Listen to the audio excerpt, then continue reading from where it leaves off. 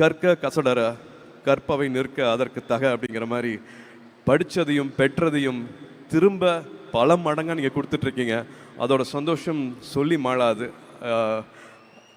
இதுக்கு எல்லாமே வந்து ஒரு தாட் வந்துச்சுன்னா வந்து அகரமில் இருக்கிறவங்க எல்லாருமே வந்து நிச்சயமாக காரணம். நான் வந்து ஞானவேல் சொல்லுவேன், ஜெயஸ்ரீ சொல்லுவேன், ஆண்டனி சொல்லுவேன், கவிதா சொல்லுவேன், இன்னும் பின்னாடி இருக்கிற 1000 பேர் அத்தனை பேரையும் சொல்லணும். அகரம் இவ்வளவு கட்டுக்கோப்பாக இவ்வளவு எதுவுமே இல்லாமல் தாமஸ் அங்கிள் சொல்லணும்.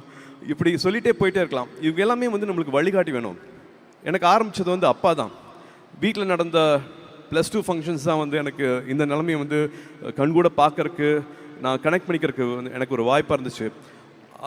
அப்படி பண்ணால் இன்னும் அப்பாவுக்கு உதவி செஞ்ச ஆறுமுகம்னு எங்களுக்கு தூரத்து சொந்தக்காரர். அப்பாவை வந்து அடிக்கடி பார்த்தும் கூட கிடையாது. அப்பாவை கிட்டத்தட்ட ஒரு 14-15 வயசில் கிராமத்திலிருந்து இங்கே கூட்டிகிட்டு வந்து வழிகாமிச்சு அவர் வழிகாட்டி இருக்கிறாரு. அந்த மாதிரி ஏகப்பட்ட வழிகாட்டிகள் இருக்காங்க அகரம் உருவாகிறதுக்கு. சிரஞ்சீவி சார் ஒரு வழிகாட்டின்னு சொல்லலாம். இன்னும் எத்தனையோ பேர் வந்து வழிகாட்டிகள்னு சொல்லலாம். ஆனால் எனக்கு பர்சனலாக ஒரு முக்கியமான வழிகாட்டி இருக்கிறாரு. இந்த விரல் இருக்கு இல்லையா, இந்த விரலுக்கு வந்து நிறைய அர்த்தங்கள் சொல்லலாம். இது கேள்வி கேட்குற விரல் சொல்லலாம், குறை சொல்கிற விரல்னு சொல்லலாம், மிரட்டுற விரல்னு சொல்லலாம். ஆனால் இதே விரலை நம்ம இப்படி கீழே காமிச்சோம்னா, நான் இருக்கேன், விரலை பிடிச்சிக்கோ, நீ வா அப்படின்னு கூட்டிகிட்டு போகிற விரல் இருக்கு இல்லையா, எனக்கு அந்த விரல்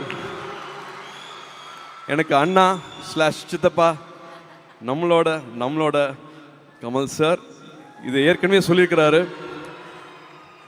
என் ரூமில் இருக்கிற போஸ்டரில் வந்து நான் கமல் சார் ஃபோட்டோ வந்து நான் ஒட்டி வச்சுருக்கேன். நாயகன் படம் பார்த்துட்டு மீசையெல்லாம் எடுத்திருக்கேன். அந்த போஸ்டரை ஒட்டிட்டு எங்களுக்கு நடுவில் இப்படி ஒரு உறவு கிடைக்கும், இப்படி ஒரு பயணம் கிடைக்கும் அப்படின்னு நான் நினச்சி பார்த்ததே கிடையாது. ரசிகர் மன்றங்களாக இருந்ததை வந்து நற்பணி மன்றமாக மாற்றுறது வந்து அவர் தான். ஒரு கலையில் வந்து சலங்கை ஒளி பண்ணிவிட்டு நாயகன் இவர் தான் பண்ணுறாரா, தேவரமன் இவர் தான் பண்ணுறாரா, காசுக்காக பண்ணவே இல்லை. அந்த கலைக்காக வந்து தன்னைத்தானே எவ்வளோ உயர்த்திக்கலாம், மற்றவங்களை எப்படி இன்ஸ்பயர் பண்ணலாம் அப்படிங்கிறது மட்டுமே வந்து நான் அவர் அப்படி தான் பார்த்தேன். நான் வேறு தொழிலாக இருந்தால் கூட எனக்கு அவர் தான் எனக்கு இன்ஸ்பிரேஷன் இருப்பார். நான் உயர்றதுக்கு, நான் வளர்கிறதுக்கு, நான் ஒரு இலக்கை தொடுறதுக்கு என்றைக்குமே அவர் தான் இன்ஸ்பிரேஷனாக இருப்பார். அவர் திரும்ப சொல்கிற மாதிரி, படத்துலையும் சொன்ன மாதிரி, அடுத்த வினாடி ஒழித்து வைத்திருக்கும் ஆச்சரியங்கள் இந்த உலகத்தில் ஏராளம்.